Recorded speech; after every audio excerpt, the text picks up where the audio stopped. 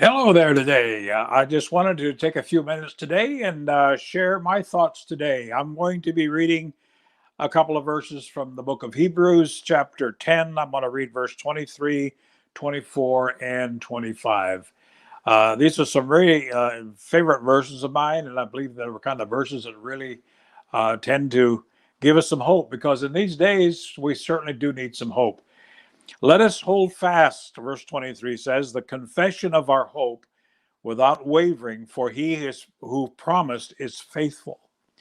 I'm sure that you will have hopes that you're hoping on, that you're holding on to, and perhaps you've held on for quite some time to see whether or not that hope is actually going to be realized. I know I have. I've had things in my own heart and my own life that I've waited for many many years before I really actually saw it become manifest.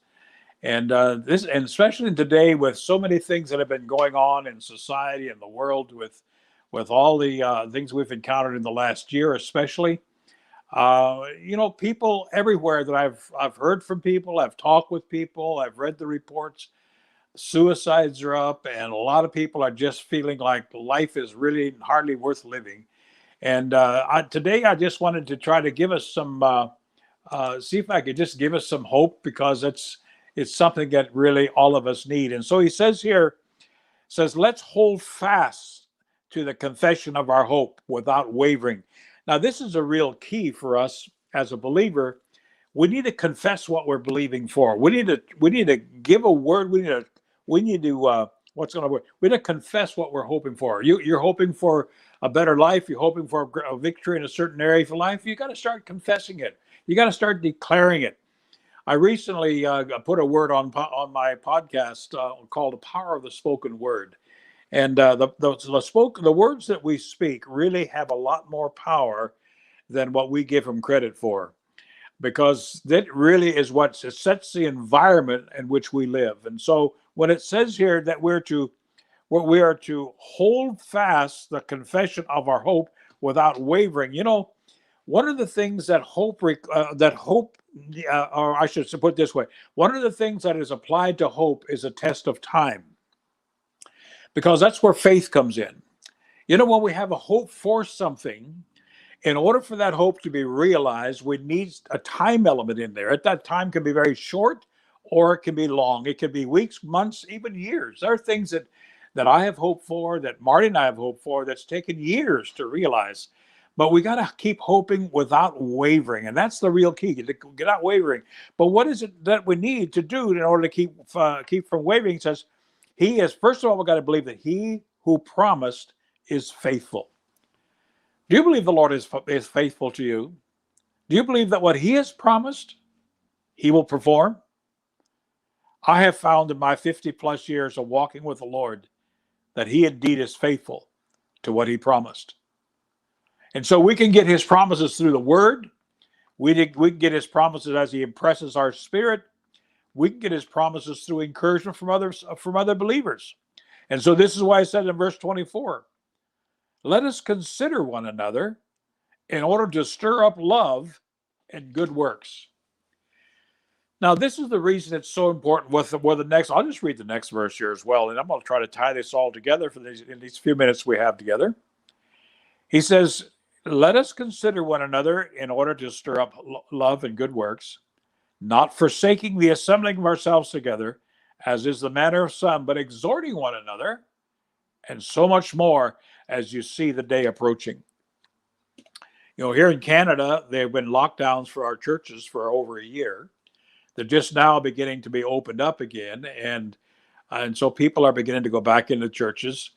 Some of us have met, just in home groups and that sort of thing, which I think is really key. And I believe that we're going to be doing a lot more of that as time goes on, because I think that we're meeting together in home groups, where you're in smaller groups, where you can speak to one another, encourage one another. I think it's going to be really an essential part of our Christian life and experience going forward. So whether we can actually meet together in a building or not, to me, is irrelevant. What we really do need, though, is we need to be encouraging one another daily. We need to assemble together, meet with your friends, meet with fellow believers, discuss the word, discuss the scripture, discuss the hopes that you're longing for. Pray for one another.